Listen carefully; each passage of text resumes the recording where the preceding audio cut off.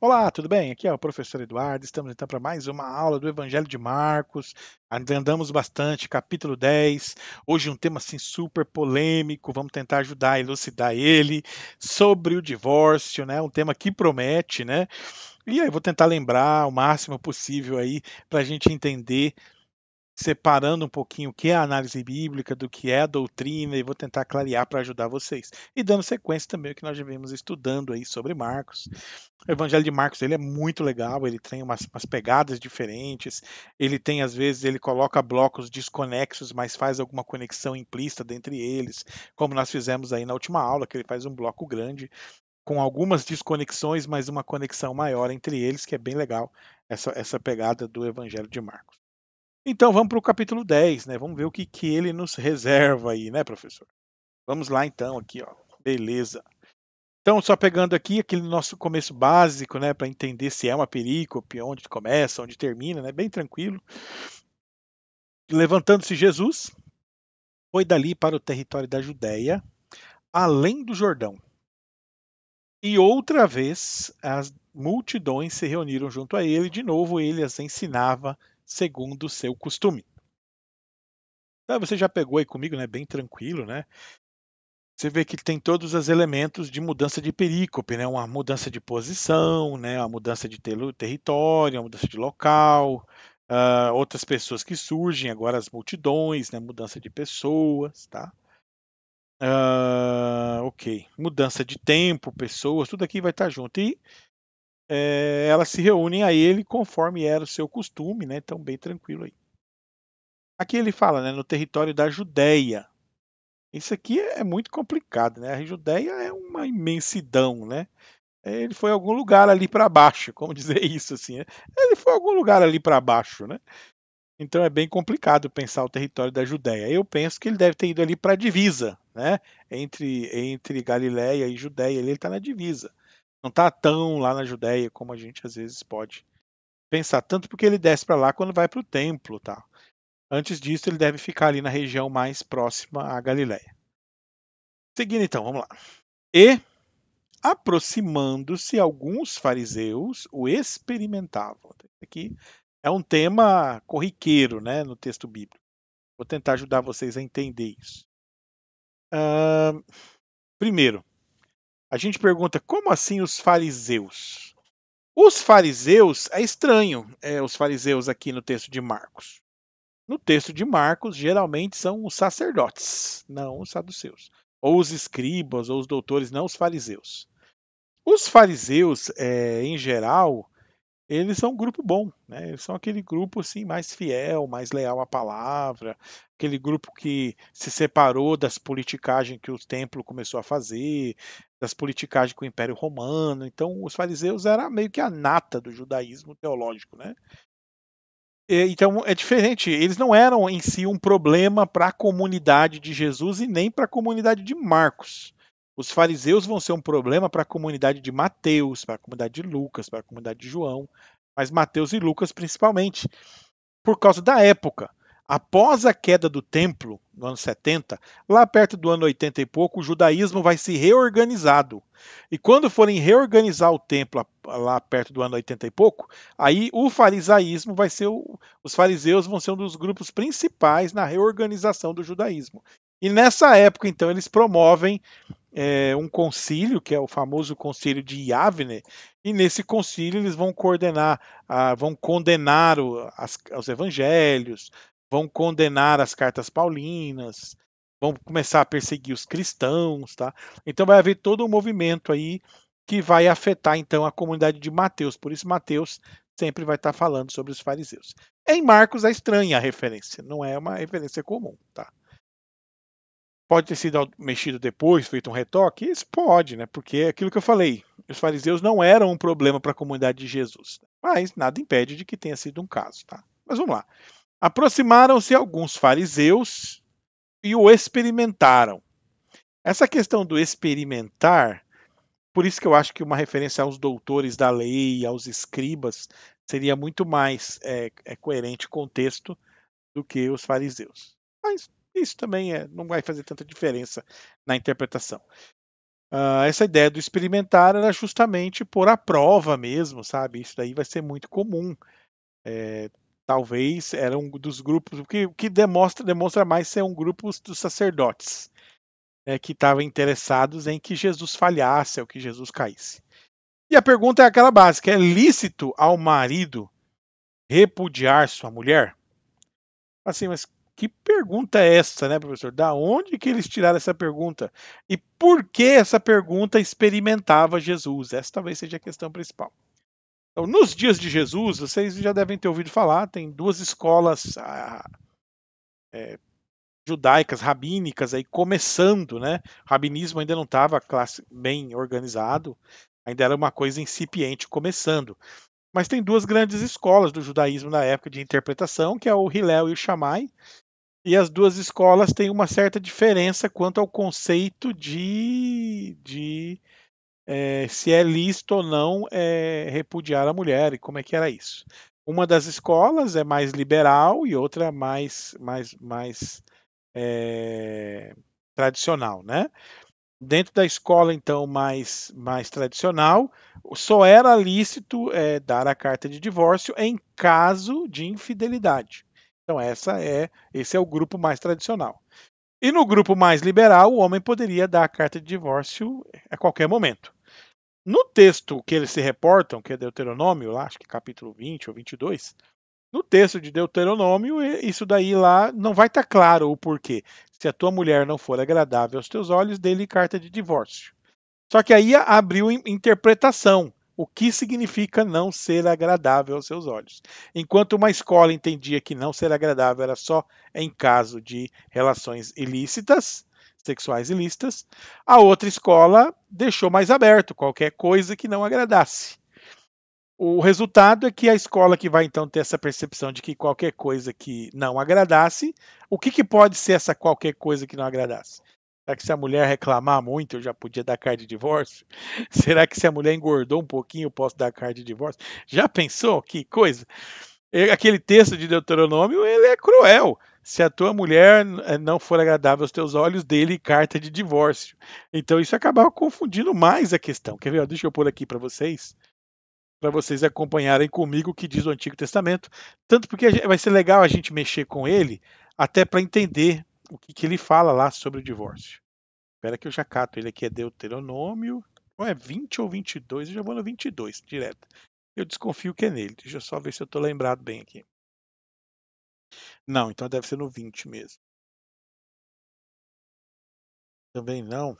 Poxa vida, minha cabeça não está tão boa. 24. É, o 24. Quando o homem tomar uma mulher. Acertei na terceira, até que não está tão ruim. Se um homem tomar uma mulher e se casar com ela, e se ela não for agradável aos seus olhos, eita, que é isso, hein? Por ter ele achado coisa indecente nela, e se ele lhe lavrar um termo de divórcio, e lhe o der na mão e a despedir de casa, né? Olha aí, e se ela saindo de sua casa, se for a casa de outro homem, e este a aborrecer e lhe levar termo de divórcio, e lhe der a mão e a despedir da sua casa, ou se este último homem que a tomou por si por mulher vier a morrer, então seu primeiro marido que a despediu não poderá tomar como esposa, não poderá tornar a desposá-la para que seja sua mulher, pois foi contaminada, pois é abominação perante o Senhor. Então vamos lá. Primeira coisa, assim, pegando o Deuteronômio aqui já para vocês entenderem o que ele fala sobre o divórcio. Primeira coisa do Deuteronômio é que era permitido divorciar, tá? Então no judaísmo é permitido casar e divorciar até 3 vezes. Então você pode ver que a primeira vez é que ela casa e divorcia. Verso 2, a segunda vez, se ela saindo casar com outro homem, o segundo casamento ainda é permitido.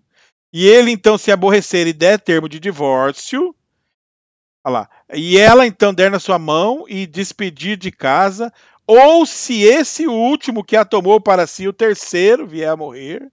Tá vendo? Então é permitido a mulher casar, segundo a interpretação do judaísmo, até 3 vezes. Tá? Isso está baseado no Deuteronômio 24. Então podia divorciar e recasar? Na lei de Moisés é possível divorciar e recasar até 3 vezes. Sendo que o texto bíblico não dá margem se não podia mais. O texto bíblico, na prática, ele fala, então, o primeiro marido não pode casar com ela de novo. O texto não fala que ela não pode casar. O texto, na prática, fala que ela não pode casar de novo com o primeiro. Tá? De novo com o primeiro. Pode ter algum motivo nisso, professor? Qual o sentido, né? E se ele quiser casar de novo, não pode? Na prática, ele até poderia se fosse o segundo casamento, só não pode depois do terceiro marido. É isso que o texto está colocando. Talvez alguma tradição por trás que a gente se perdeu na história. O que a gente sabe é que entre os judaísmos poderia talvez haver algum tráfico, né? Alguma venda de mulher e de repente retomar a mulher de volta. Eu não sei como seria isso. Porque nesses casamentos, às vezes, havia troca de bens.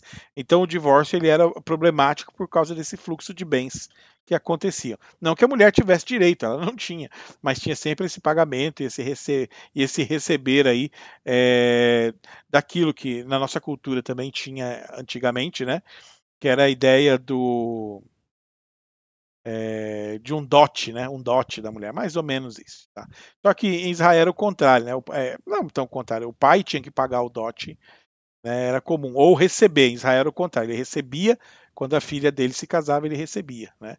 Então essa questão da financeiro envolvia então as comunidades. Todo caso, esse não é o nosso caso aqui. O nosso caso aqui é entender o seguinte: podia casar de novo? Para o judeu podia, até 3 vezes. Vamos lá.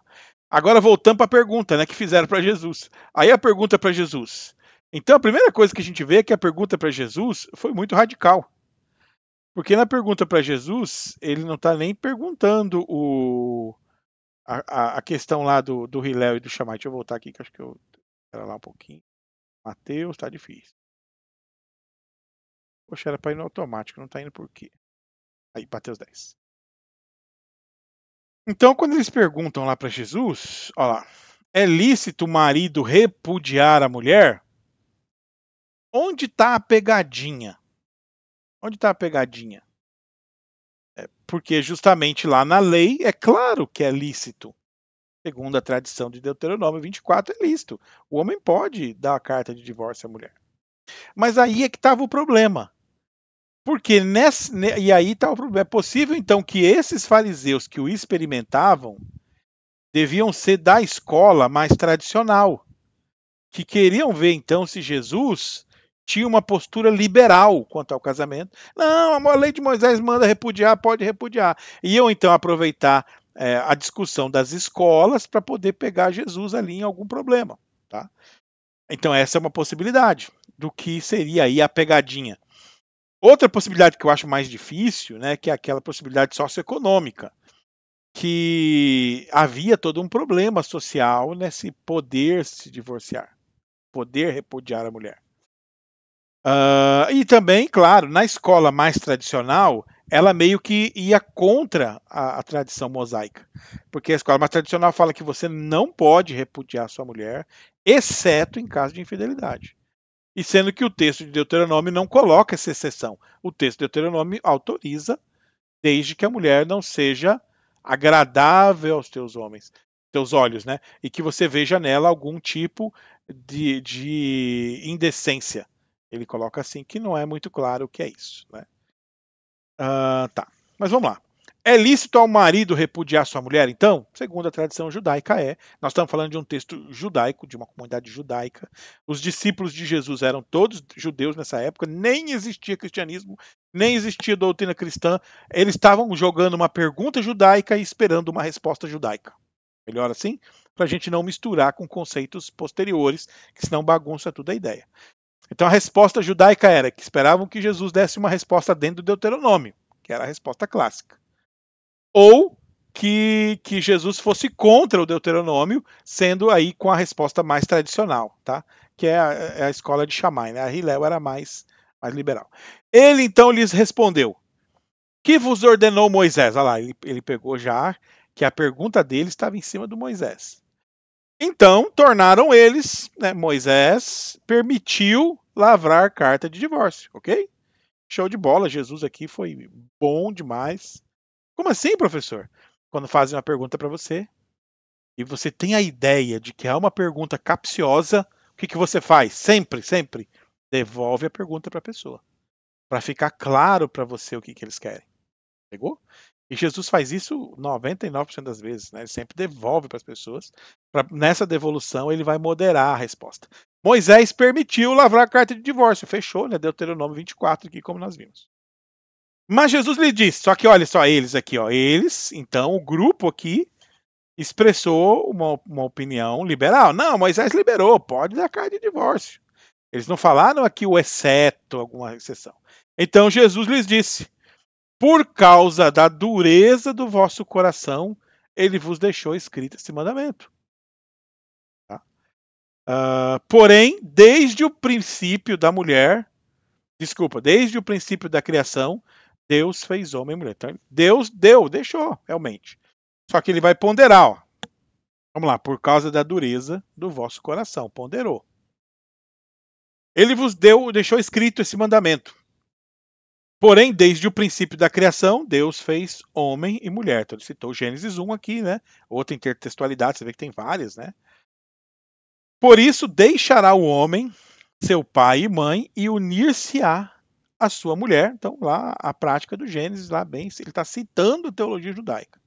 E com sua mulher serão os dois, uma só carne. Haverá uma união, né? Então, essa ideia de ser uma só carne é sempre aquilo que a gente fica assim, o que ele quer dizer, né? É uma expressão não muito clara. Se ele está falando do ato sexual, né? Tem gente que a gente interpreta já literal, não é que ele está falando do ato sexual, né? Serão uma só carne. Se ele está falando do relacionamento íntimo, né? Da cumplicidade, né? Também, ou os dois serem entendidos também não seria errado. De modo que já não são dois, tá vendo aqui aquilo que eu falei da cumplicidade, né? Já não são dois, mas uma só carne. Então isso aqui é que é o importante dentro da narrativa para Jesus. Então veja lá, o homem pode se divorciar da mulher? Pode, mas não é o certo, porque a ideia é que eles sejam um só, que haja essa cumplicidade, que haja essa integração, que haja essa partilha. É quando essa partilha, essa integração aí não acontece que abre o espaço para o divórcio, ok? Ele não entrou nem na questão da fidelidade aqui, tá? Portanto, ele vai falar o que Deus ajuntou, não separe o homem. A ideia era essa. Olha, gente, se Deus quis assim, bem assim, ó, não é para entender isso aqui como uma sentença. É uma sentença. Deus falou isso, então tem que ser isso. Se não fizer isso, você vai para o inferno. Não é assim. Não é uma sentença. A palavra de Deus, ela sempre ela é viva, né, e transmite vida. E não é morte, ela não é condenatória. Então, quando ele falou que Deus ajuntou, não separe o homem, ele está falando dentro da intenção de Deus. Como é que ele está falando lá atrás? A intenção desde o princípio, quando Deus criou o homem e a mulher. Ó. Ele vem, ó, desde o princípio, ó lá. Deus fez o homem e mulher. Então, desde o princípio, ele já tinha pensado numa união, né? Já tinha pensado numa relação conjunta. Desde o princípio, ele já fez isso. Ele podia ter feito só o homem, podia ter feito só a mulher, mas desde o princípio, ele já pensou na união conjunta. Desde o princípio, ele já ensinou que eles precisavam unir-se. Olha lá, traz aqui o tema principal aí do texto, tá? Desde o princípio, então, ó, o termo da união, ó, unir-se, serão dois, uma só carne. Ó, nós estamos fazendo agora aquela análise que eu faço, quem faz o que para quem. Você trabalha as 3 colunas. Na última coluna, então, você está olhando esse complemento, né, o complemento da ação. E dentro disso, lá naquela análise semântica, você vai olhar o sentido. Unir-se, os dois serão uma só, e novamente, já não são dois, mas uma só. Essa repetição aqui do tema da unidade mostra qual é a mensagem central do texto. O casamento, o divórcio, a separação é permitida? Mas desde o princípio Deus quer a união. É isso que ele está falando. Desde o princípio ele quer a união. Portanto, olha lá novamente, como Deus quer a união, o que Deus ajuntou, não separe o homem. Então a ideia era para ser essa. Em casa, voltaram os discípulos e interrogá-lo sobre o assunto. Eu não sei porquê, estava tão claro o que Jesus falou, né? E ele lhes disse: quem repudiar a sua mulher e casar com outra, comete adultério contra aquela. Olha lá que legal. Vamos lá. Presta atenção. O adúltero aqui é quem largou a mulher e casou com outra. Entendeu? Por que isso? Porque, olha lá, vamos pegar agora o pressuposto, o problema. Se a tua mulher não for agradável aos teus olhos, vamos fazer uma situação, exemplo. A camarada casou, a mulher era bonitinha, aí passou o tempo, ela ficou mais cheinha, caiu os dentes, como fala um amigo meu, né? Ficou banguela, né? Caiu os cabelos, aí ele pegou, arrumou a mais novinha, recalchutada, arrumadinha. Aí o que ele fez? Já que a primeira não agrada os olhos, viu que ela era indecente, deu-lhe carta de divórcio e casou com outra. Então o que Jesus está falando? Que ele é um adúltero, ok? Ele não respeitou a união, entendeu? O mais importante do casamento, que era a união. E ele transformou o casamento numa relação de usufruto, de tirar vantagem, de tirar proveito. Então é isso que ele está condenando no texto aqui. Então ele disse: quem repudiar a sua mulher e casar com outra, comete adultério, tá vendo? É quem está lá pedindo divórcio, indo atrás de outra. Percebe outro detalhe aqui, ó. Não é a mulher que é a adúltera. A adúltera aqui é o homem, ó. Quem repudiar sua mulher e casar com outra, quando ele faz isso, ele está denunciando o problema da época dele, que era justamente isso. Como a lei tinha muita abertura para brecha de interpretação, eles davam carta de divórcio por qualquer coisa. E nesse dar carta de divórcio por qualquer coisa, estavam destruindo o casamento pensando só neles mesmos. Pensando só no próprio interesse, transformando algo que Deus criou para ser um local de união, de cumplicidade, em uma relação de usufruto, uma relação de materialidade, de tirar vantagem, de satisfação, e não necessariamente uma relação de união, né? De ser um, né? De cumplicidade. E isso transforma o casamento, traz uma noção muito mais ampla para o casamento. O casamento é cumplicidade. Acima de tudo, cumplicidade. É você ter essa partilha com o outro, que é uma partilha que vai muito além de um só corpo, né?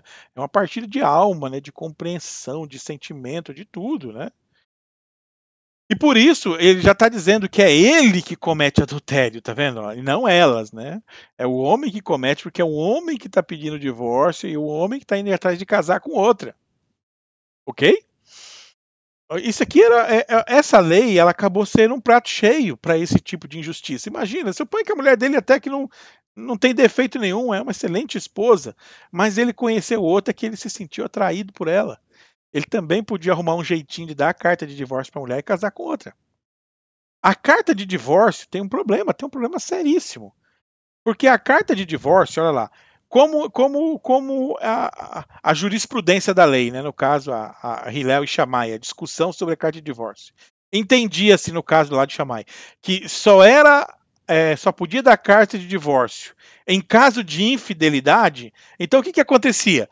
Uma mulher que recebia a carta de divórcio, como que a sociedade via essa mulher? Como uma pessoa infiel. Sendo que, na verdade, o infiel foi o marido que deu a carta de divórcio.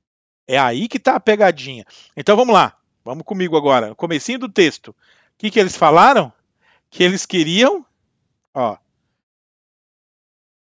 queriam o experimental. Eles estavam querendo pegar Jesus no erro, fazer uma pegadinha. E no final, quem foi que experimentou quem? E quem foi que pegou quem? Então essa é a charada do texto. No final aqui, ó, é Jesus que pegou eles.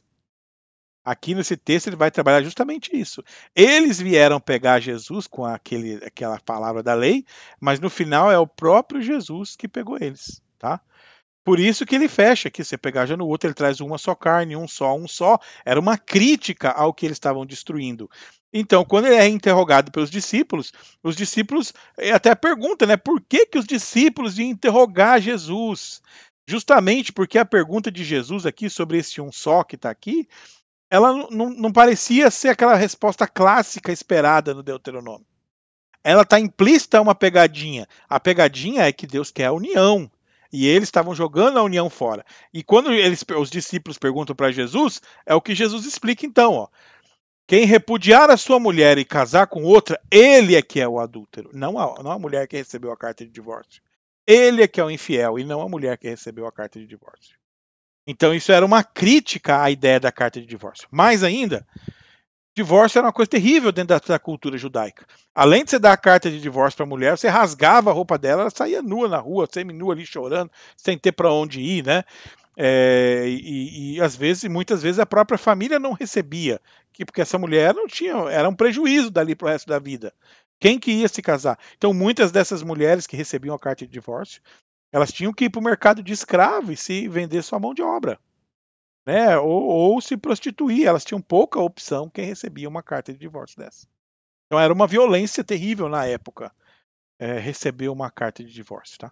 Por isso essa crítica aí tão forte. Ele coloca: e se ela repudiar seu marido e casar com outro, comete adultério.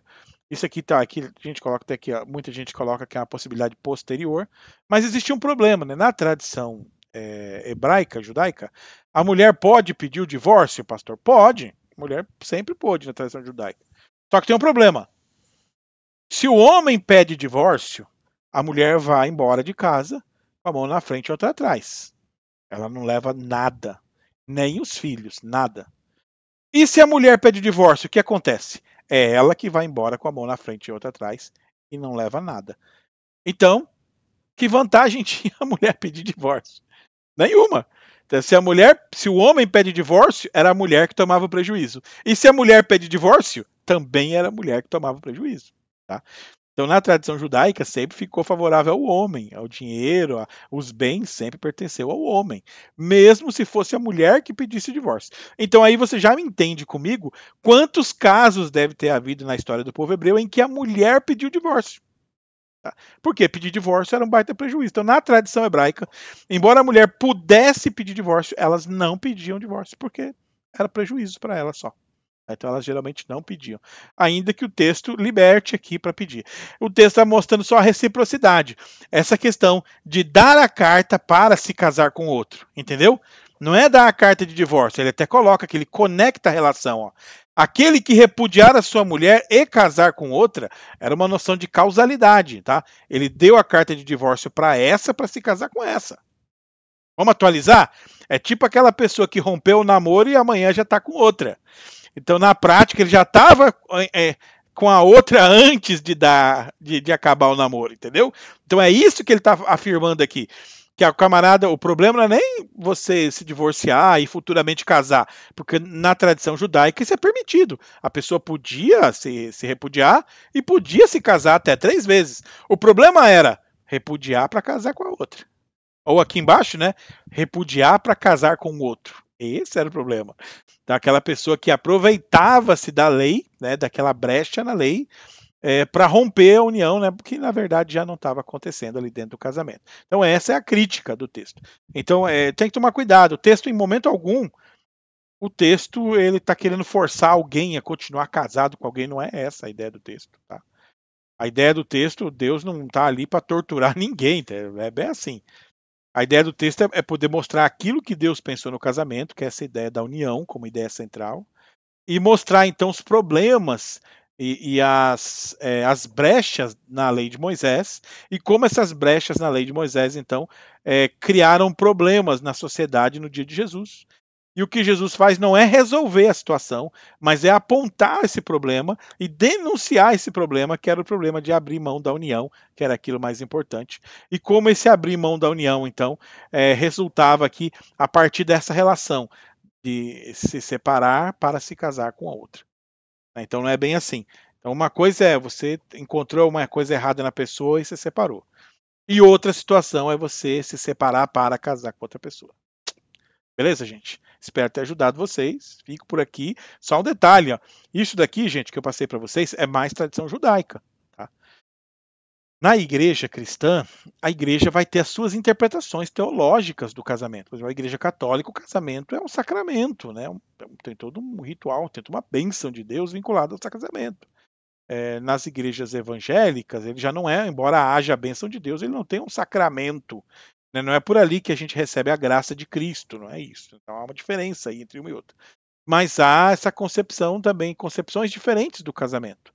Então, também você tem a Bíblia. A Bíblia, ela tem uma orientação para a vida? Tem. Né? Mas sempre há de entender que existem as doutrinas e as compreensões das comunidades em que congregamos. Tá? Então, você vai chegar na tua igreja lá e brigar com todo mundo lá, mas a Bíblia está dizendo. A Bíblia realmente afirma, baseada na tradição judaica, que a pessoa pode se separar e casar de novo até 3 vezes. A mulher samaritana, por exemplo, casou 5, né? O texto fala que ela se casou 5, eu não sei se ela se casou mesmo, mas o texto dá margem para que até 5 vezes. Mas na tradição judaica clássica, até 3, tá?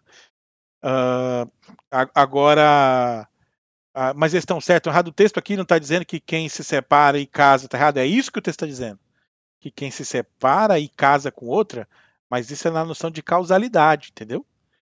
Eu me separei para casar com a outra. Eu não me separei em razão de algum problema ou de alguma dificuldade. Esse se separar para casar com a outra é o que ele vai falar da dureza do coração, é o que ele vai questionar quanto à falta de união. O texto então traz para nós toda uma mensagem voltada na unidade, na união do casamento, como aquilo que Deus quer para o casamento, né? E mostra então essa relação de usufruto, né, de tirar vantagem como uma violação do que seria então o casamento. Beleza, gente? Espero ter ajudado vocês então. Até a próxima. Até mais.